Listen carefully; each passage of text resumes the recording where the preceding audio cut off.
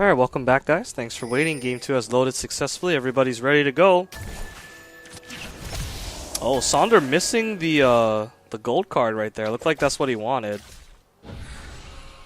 And it looks like both teams are tired of the line of scrimmage play, so they're just gonna go all 5. Yeah, doesn't look like Amahiro's interested in leaving. They want to keep pushing this. They're feeling pretty confident. Oh wow, Rob going really hard right there. Blue team is looking for most likely a Thresh catch. Really early aggression coming down from Amahiro. I'm glad to see that they've changed up their game plan. We'll see if it pays off or not, though. That is the question. As Vi does get hooked up, the Dark Binding does land. Oh wow, Carbon Copy not catching the Vault Breaker, and that's going to be the signal for the blue team to go. And I think they might catch somebody out here. Silverbleed may have to flash this if the hook comes across. Yeah, and she does flash out just to be safe. So that aggression results in some early deep wards, but they will time out very soon because they're mostly trinkets, I believe. And they also lose a flash. Carbon Copy did not even have to flash away there, so all in all, not worth it. Actually, Amahiro are actually in a really bad spot right now because Vi's not even starting her buff yet. So that's really gonna delay his next buffs. Rengar already finished with red and heading on to his next adventure. Carbon Copy getting some nice auto attack damage down there. We'll see if Sonder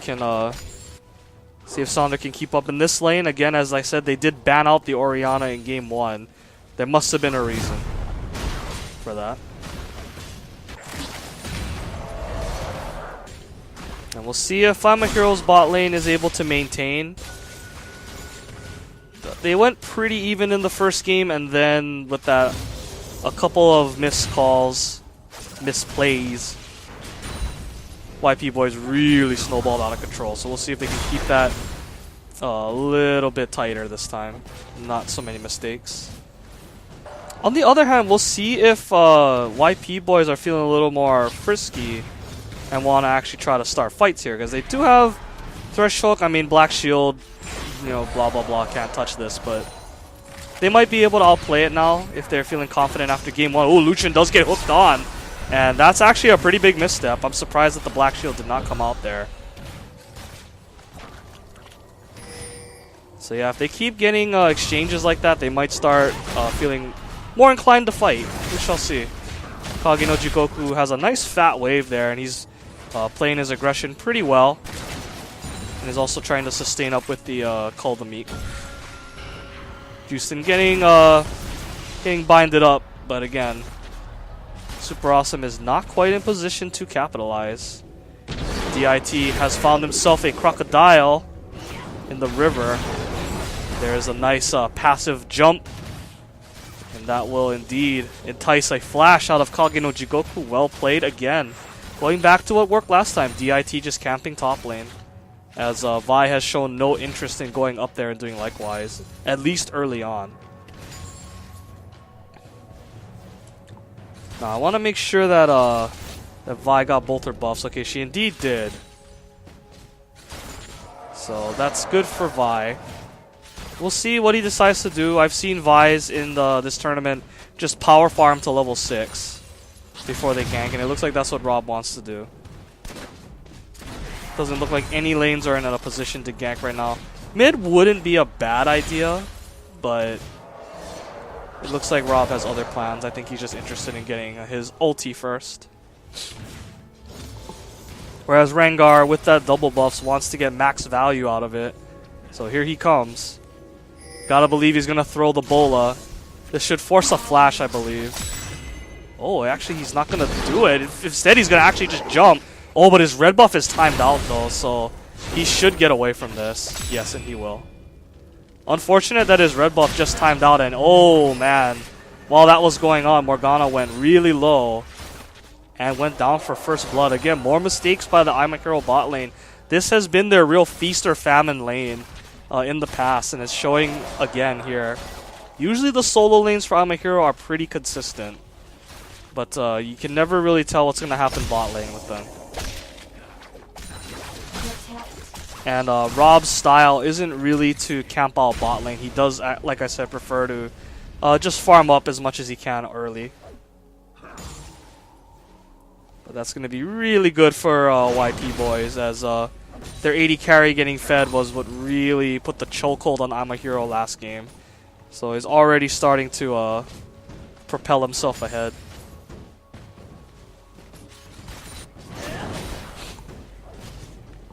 And this is definitely going to force iMyHero under their tower. They're going to be pretty scared, I think, now. And 44 CS to 25, pretty big lead. We'll see if they decide to stick around. The fact that Vi has not shown up at all yet, it's got to make them feel pretty comfortable. It's another good hook onto Silverbleed, but this time the Black Shield will allow her to walk out. Rengar already starting to get ready for his second phase, where his buffs will respawn. Getting his farm on, but not quite as much as Vi at the moment. Vi has a slight lead, which is a little weird considering how late he started. But he has been paying more attention to ganking the lanes, so understandable.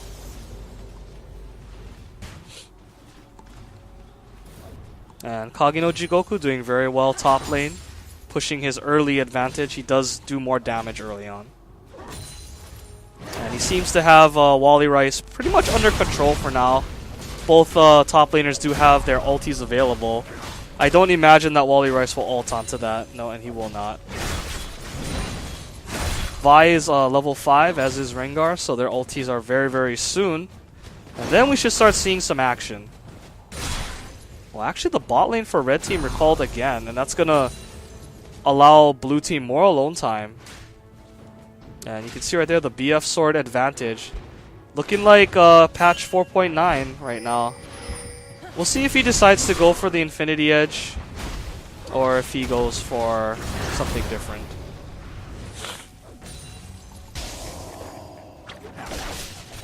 And Sonder has hit level 6 as well, in fact level 7. We'll see if he pays a visit to the bot lane to help get his team back into the game. That would be ideal if they could do that. And it's a good time, as the bot lane is pushing up. Wisely though, Carbon Copy has warded the right side of his lane, so that if Sonder moves even an inch towards the bot lane, they will see it.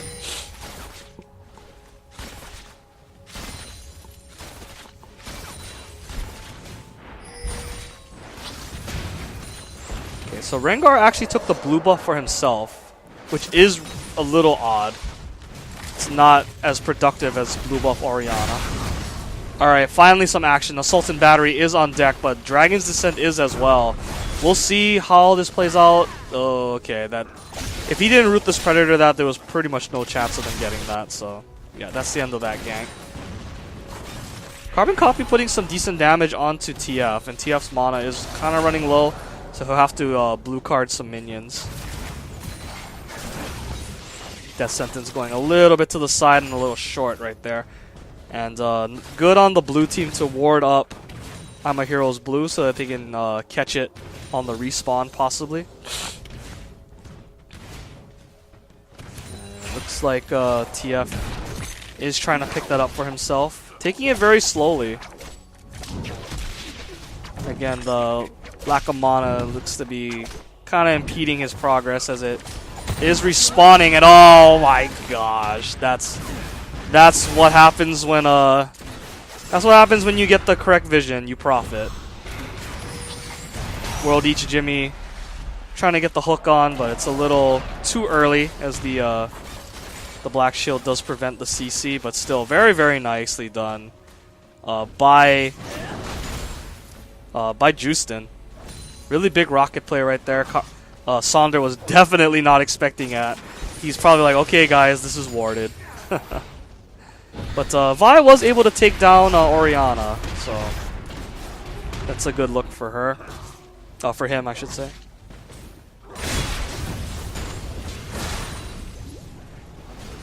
And does that mean that Jinx got the, Oh no, okay.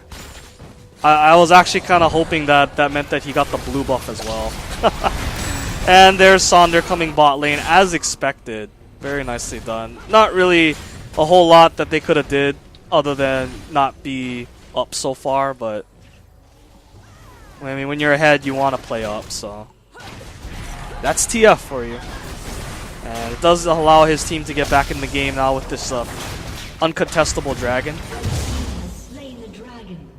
It's pretty well done by them. Gold card locked in for Sonder. He will get the stun. Nice flash, Vault Breaker, and oh, yeah, that's a pretty.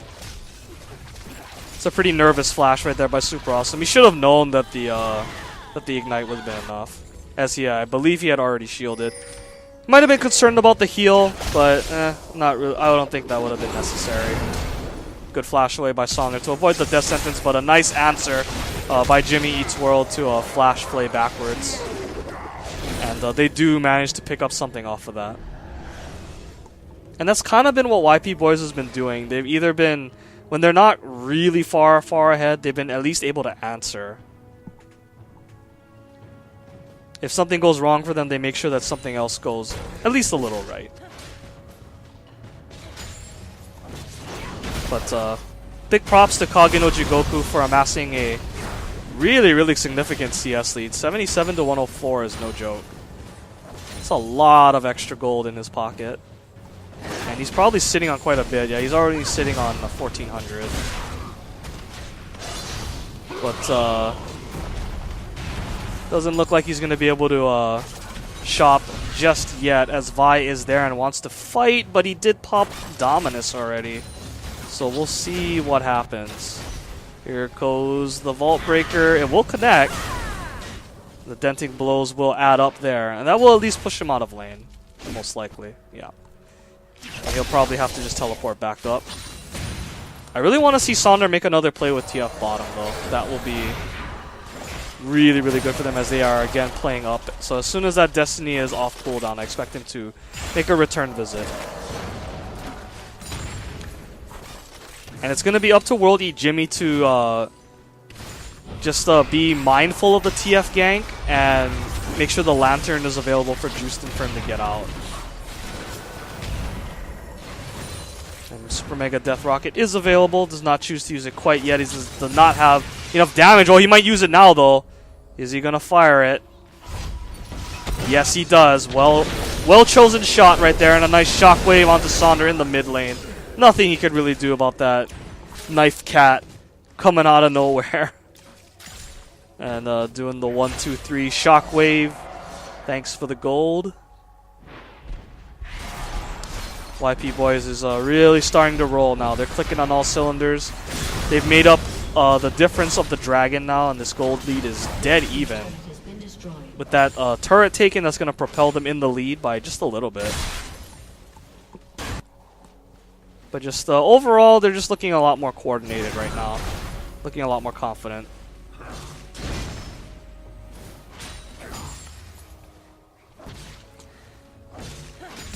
But we'll see what they decide to do about Kage no Jigoku, as again, he was pretty much the only thing for Amahiro going right this game. As they do decide to pick a fight. Orianna is the target. Shockwave is not available. Teammates trying to body block, but that is going to be a lot of damage. Oh, that gold card on the minion could cost them the kill, and it does. Oh my goodness, that was such a big mistake in terms of getting the kill. And at this point, they need every kill that they can get, as their objectives are crumbling all over the map.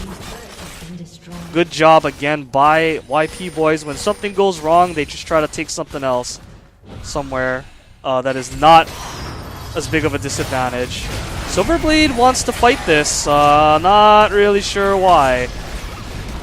Pretty risky stuff. Luckily, Vi is barely able to survive that. That would have been really risky if they decided to just go hard on Morgana right there. But Justin didn't look like he had the confidence to go back in on that. And he was also probably worried about Vi coming around from the side. Shockwave is back up again, trying to get that gold card locked in, but too little too late. Good damage by Kage no Jigoku. Flashes forward to secure the kill this time. But oh man, that big 300 gold going back to Rengar and the buffs, so it's going to be really good for him. The second game has been a much bigger bloodbath in the early going. I'm pretty surprised that Silverbleed went for that force again, especially with how far behind they were. Oh, and Lucian going for a Bloodthirster. I think that's also a sign of how far behind he is right now. He just wants to get something for the gold that he has at the moment. He knows that if he waits around for the IE, it's going to take way too long. They're really gonna have to rely on Kage no Jigoku and Vi to carry. Vi is doing really well, 3-0 and 3. TF not too bad himself, although his CS is very much behind that of Orianna. So he needs to hurry up and get that Lich Bane as soon as possible. But I'm a Hero does seem to have the right idea. They're going for these 3v2s, 4v2s. As much as possible because they know that TF can get around the map like that. Not to mention the mobility of Renekton and Vi, allowing them to close onto juicy targets. But right now the gold onto Jinx is pretty significant, as well as Rengar, so they cannot just play standard 2v2 fights, 1v1 fights. They have to make sure that they get an unfair advantage. And it's really helped them so far. It's kept the gold pretty close. 25.8 to 25. Dragon has respawned. It is very much there. Sonder does have Destiny available. In fact, I believe all the ults are available for I'm a Hero, as is the ultis for... Well, the box will be up in a little bit for Worldy Jimmy. Big Shockwave coming across by Carbon Copy, and here we go. Here's the fight. Nice isolation onto Sonder. DIT goes down just as fast, though. But here comes the Jinx, outputting a lot of damage. Focusing on the support because the rest of his team have Kage no Jigoku tied up, so to speak. And Kage no Jigoku trying to outplay, but you can't really outplay damage. So he does go down in the end. And did they get Morgana? No, they did not. Morgana does walk away. Holy crap. Jinx went super hard for that kill. He really, really wanted that. And not a bad positioning too. Comes out just in time to take the inner mid. So solid victory again all around for the YPBoys. Interestingly enough, they're still 400 gold or so behind. Despite all the kills they've gotten and all the work that their lanes have put in. So they can't get too confident yet. The gold is still pretty close. But that team fight was definitely a pretty big indication of where everyone stands right now.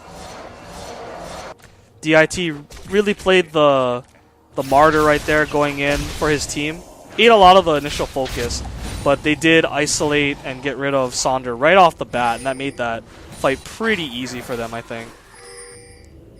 And Justin again positioned in a pretty good spot where his rockets could take care of anything. And Ignite is ticking. One more auto. Thank you very much. And that's Twisted Fate for you. It's things Twisted Fate does. Picked off an isolated Jinx with no ultimate to back her up.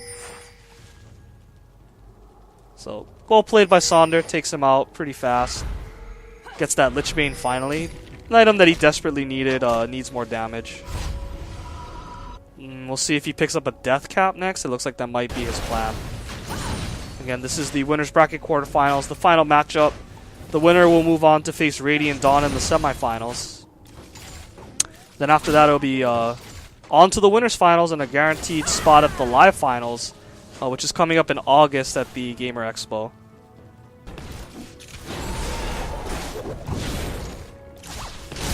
So Carbon Copy does get the blue this time. That's going to be really good for him. It's going to help him wave clear really well. The more farm he soaks up at this point, the better. Jinx is looking pretty fed right now despite dying 3 times.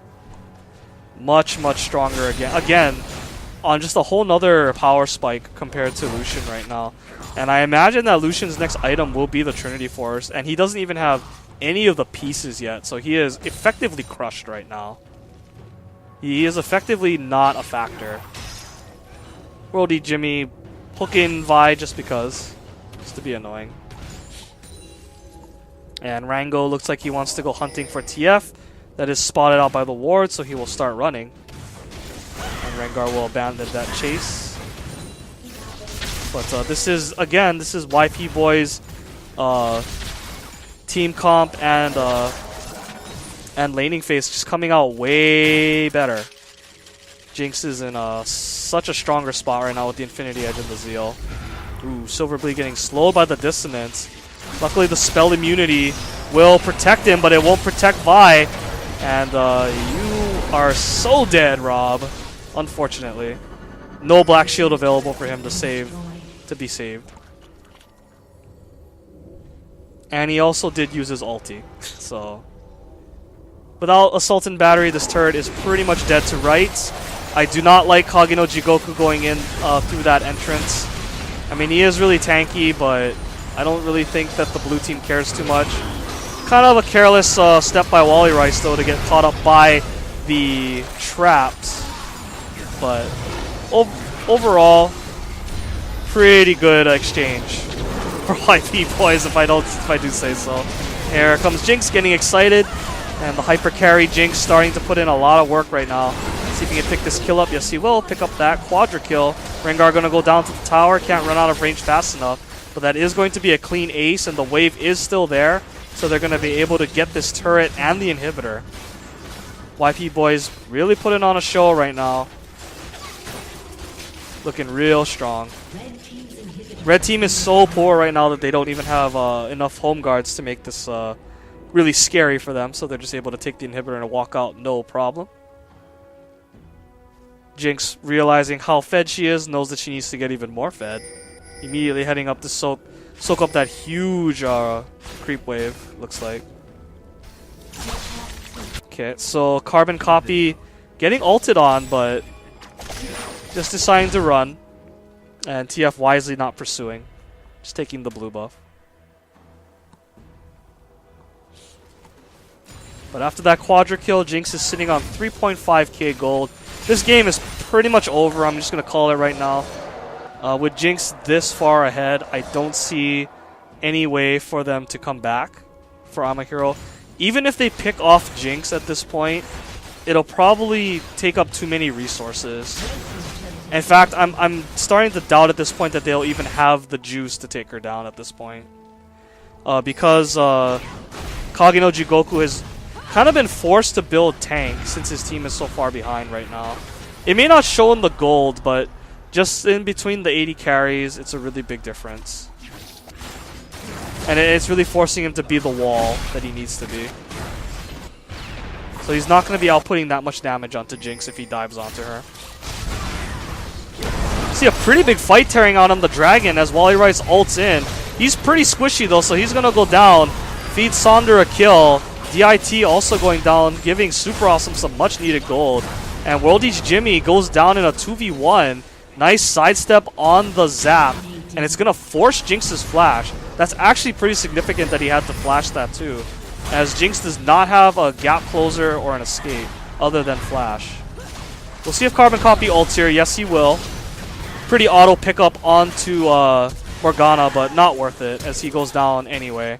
And oh my goodness, I don't know why Rob bothered flashing back in. That was kind of a waste. You can really see how much pressure that I'm a Hero are under right now though. They are just burning all their resources just to try to stabilize the game for themselves right now to a point where they can maybe 5v5 again. And they're getting there. They're definitely getting there. Lucian is much closer now to Trinity Force. But again, 5,000 gold still in the pocket of Jinx. So I don't know what he's waiting for. Okay, he did finish Phantom Dancer. With 3,000 gold left, we'll see what he decides to pick up. He can pick up a Last Whisper and boot upgrade or whatever he wants pretty much. Oh, so he is going for the Mercurial Scimitar. I like it. I like it a lot. The Quicksilver Sash is a really important pickup against the TF stun, as well as the Morgana Bind. Especially since his support does not yet have Mikhail's, and he does not have a Cleanse. So it's a really smart buy for his own survival's sake, especially since his flash is still down. So that kind of stabilized the game a little bit if the inhibitor had still been up, but because the inhibitor is still up, it kind of dictates where I'm a Hero has to be. They have to keep pushing mid. They can't really afford it anymore, although it looks like they're pretty much out of danger for the time being. Red team's inhibitors respawn. Yeah, the inhibitor will be up in just a little bit. We'll see what YPBoys wants to do. I think it wouldn't be a bad idea for them to just keep clearing vision around Baron, just maintain control around there, and then just wait for I'm a Hero to check in and fight them again. I think YPBoys were getting a little too happy though with their lead and their momentum, so they just started to skirmish around the map, and that does benefit I'm a Hero a lot more, especially since in the fight by Dragon, Jinx was not even there.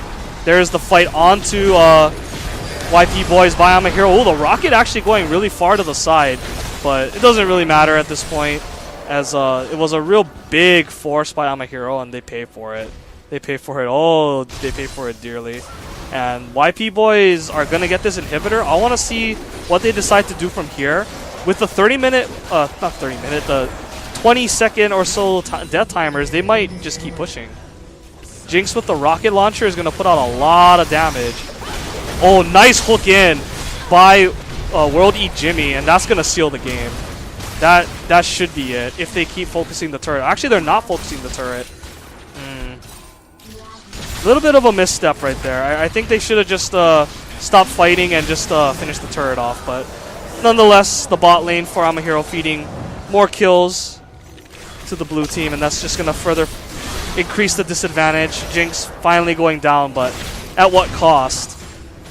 Because there's still a bunch of healthy targets for YPBoys, and that's going to be a signal to push on to the Nexus turrets. Vi will be up in a couple seconds, but there's no Assault and Battery, so they could probably get this turret low and get out. That's a really nice save right there by the blue team. Wally Rice will be able to survive now. And he Dragon's Descent out just to make sure. And there's the shield coming out from Orianna. Really wants this kill though. Really chasing pretty hard, and this is why you never chase a lost cause, because then that happens and then you have to disengage. Luckily, they didn't take any casualties for it, but the game is pretty much gonna be hard to win from at this point for I'm a Hero. They've lost way too much of their base already, and not only that, but they also gave a whole bunch of kills to YPBoys. They effectively got delayed aced as all of them went down one after the other. It's just that the death timers are still short enough that they were able to respawn before they were all dead at once, I believe. Well, actually no, I believe they did actually get aced. I'm sorry, I'm really tired. Super Mega Death Rocket coming across onto Rob. He is definitely going to run away, as they could be very close. Yeah, and you can see how long it's taking for them to clear those super creeps out. Not a good look right now. Mercurial Scimitar has been finished onto Jinx, so he'll be able to put out even more damage than he was before. And he's starting towards that last Whisper, although this time not a whole lot for him to worry about, I think. Even with the armor onto I'm a Hero, he is still plenty strong. And with the base as open as it is, I'm a Hero's not going to be able to dance around this Baron for very long, as the DIT does pop his ulti. And they do catch on to Rob, and wisely he goes for Super Awesome. The Black Shield going on to Super Awesome. There goes Kage no Jigoku trying to zone out, but can't really zone when the AD carry is getting bullied out 1v1. Kage no Jigoku is still pretty tanky though. He's fighting this pretty well. Sonder coming in for some backup. There's the Death Sentence landing. And a double kill for Orianna. Oh man, that dissonance. So much damage. And that's gotta hurt from a hero because that was probably as good of a shot as they were gonna get. They lasted fairly long, but again, Kage no Jigoku needs to be a wall for Lucian, but it's kind of hard when the wall gets bypassed by Rengar and he's basically all over Lucian, way off on the side where he can't really help him. I don't think there's much that YPBoys need to worry about now. They just need to just play the standard, just keep the lane shoved in, probably clear out that last inner turret on the bottom, and then just play for Baron. If it wasn't apparent that they could win a 5v5 before, it should be apparent now. Because Carbon Copy is doing a lot of damage right now, and they're not even really bothering to focus him. They're so tunneled on the Jinx because she's such a high priority target. And you can see Kage no Jigoku not with a whole lot of damage. He just has Banshees and Sunfire. So even if he jumps into the middle of everybody with his ult burning, he's not going to be outputting as much DPS as he probably would want to with the Hydra. And Rabalaba has no MR to survive against Orianna. It's kind of a tough spot for Amahiro because they're building a lot of armor to resist against the Jinx damage, but that means that Orianna's gonna do quite a bit with the shockwaves. And even after that slight flub by YPBoys where they gave up a bunch of kills at the dragon and gave up the dragon itself, it's still looking pretty clear who's going to win.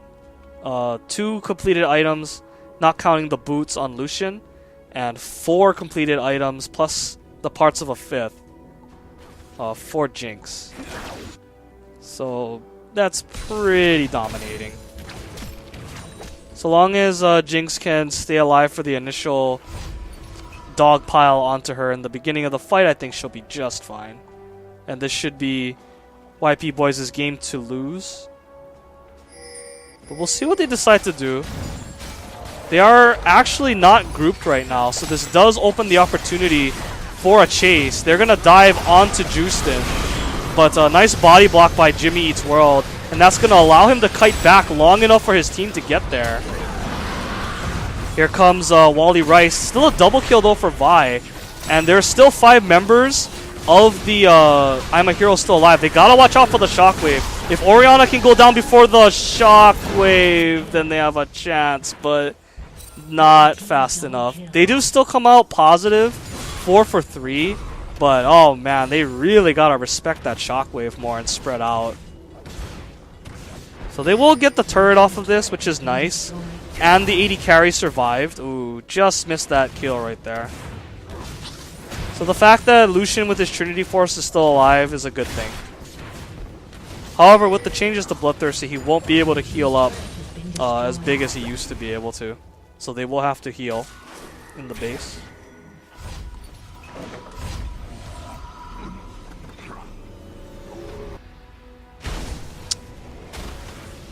So yeah, that was a good body block by World Eat Jimmy to protect Jinx from the Dark Binding.